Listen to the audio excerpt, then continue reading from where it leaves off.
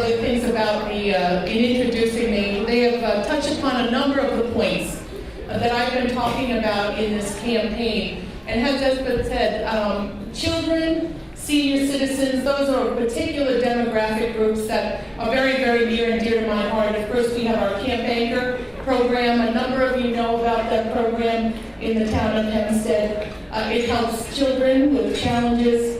It doesn't cost our residents a penny, and yet it gives such a world of opportunities for our children with special challenges. It is very, very near and dear to my heart, and it really protects those children who are vulnerable. And it's been my pleasure and privilege to run the Camp Anchor program in the town of Hempstead. And of course, the other end,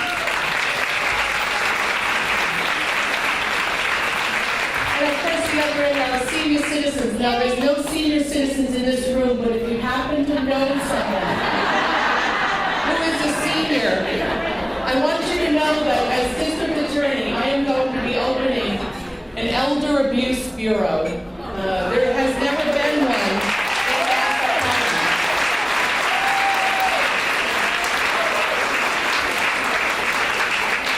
Several of the boroughs have elder abuse bureaus, Manhattan, Brooklyn, Queens, but Nassau County never has. And I have to tell you, there are particular criminals who absolutely focus on senior citizens.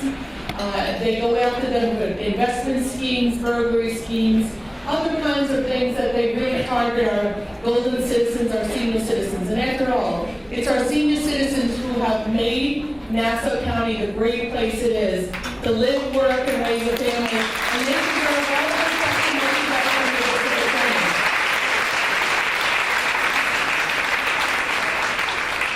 And Mayor Patty had talked about it.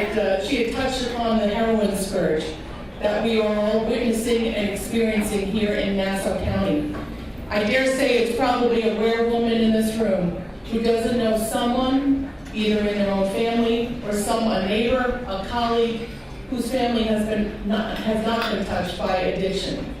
In fact, in the last year, ladies, heroin deaths have risen 100% right here in Nassau County. I bet that's a statistic that some of you may not have been aware of. It is a scourge that is affecting our families, it's affecting our neighborhoods, it's affecting our communities.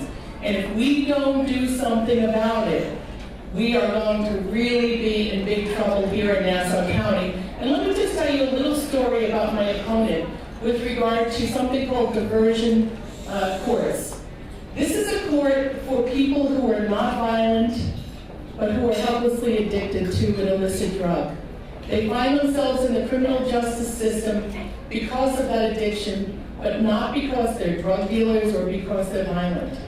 And so we have a drug diversion court that really can be very appropriate for that particular criminal defendant, because it's more about rehabilitation, about getting back on the right track and becoming once again a productive citizen. However, Madeline Singas, my opponent, has said for this last several months, when I challenge her on it, that her prosecutors stay silent when the court is determining whether a particular defendant is eligible to go into that diversion court.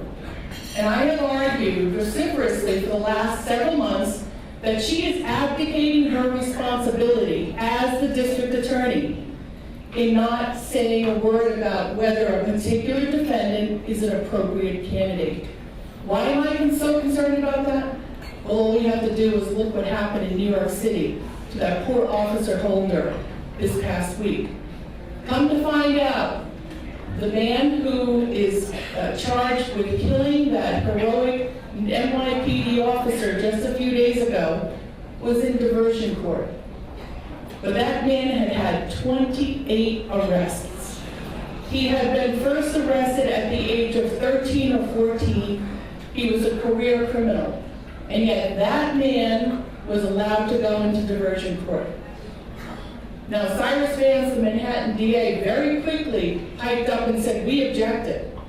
Well, that certainly put a lie to Madeline Singas' assertion that prosecutors can't talk about it and can't give an opinion as to whether a defendant is appropriate or not. So as a result, Madeline Singas, I think she really showed her true colors. It's not so much that she is going silent because she thinks that's the law. It's because she doesn't care necessarily if drug dealers are being put into this diversion court. She is too soft on drug crime. If you elect me next Tuesday, I will not be soft on drug dealers. It will not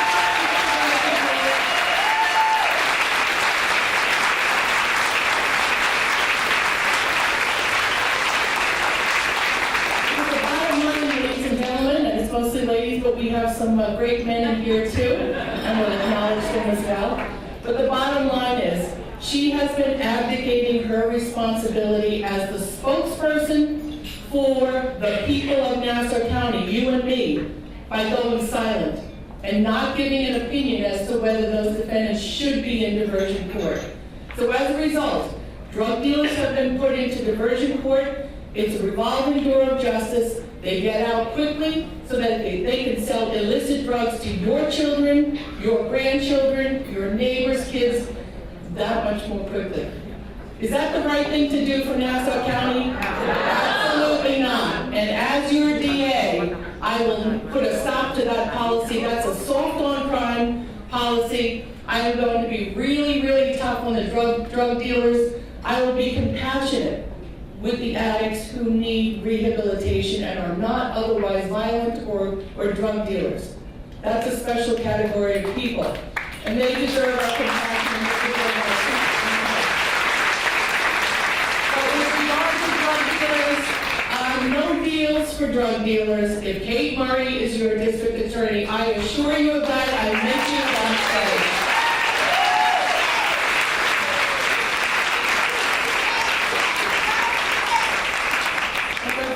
Very tough on domestic violence perpetrators. We have to protect it. It's mostly women who are the victims. Sometimes they are men. I've represented men who have been victims as well. It's a far rarer instance, I can assure you.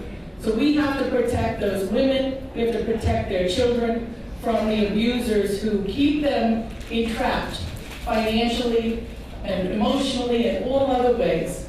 So I'm going to be very, very much a compassionate advocate for all victims of domestic violence here in Nassau County, which, by the way, is going up exponentially each year as well. So we need to reform the district attorney's office. We need to set different priorities, and that's the role, ultimately, of the district attorney. If you believe the acting DA's campaign commercials against me, I don't think I got out of kindergarten, quite frankly. I think that's the last time I went to school. But the bottom line is, what she says is she's a prosecutor, but the bottom line is she's no leader. She has no executive experience, she has no leadership experience. And as a result, the DA's office is going off the rails. That was one example with the diversion court. There are many other examples. I won't bore you. This is a nice night to socialize with your friends and your neighbors and make new friends as well. But the bottom line is I will reform the district attorney's office. I will be the tough DA that Nassau County needs, and I will bring my executive and managerial experience that I have gleaned and gained over my years running the town of Hempstead, America's largest township. And with your support, and with the support of the hundreds of friends that you will bring to the polls next Tuesday,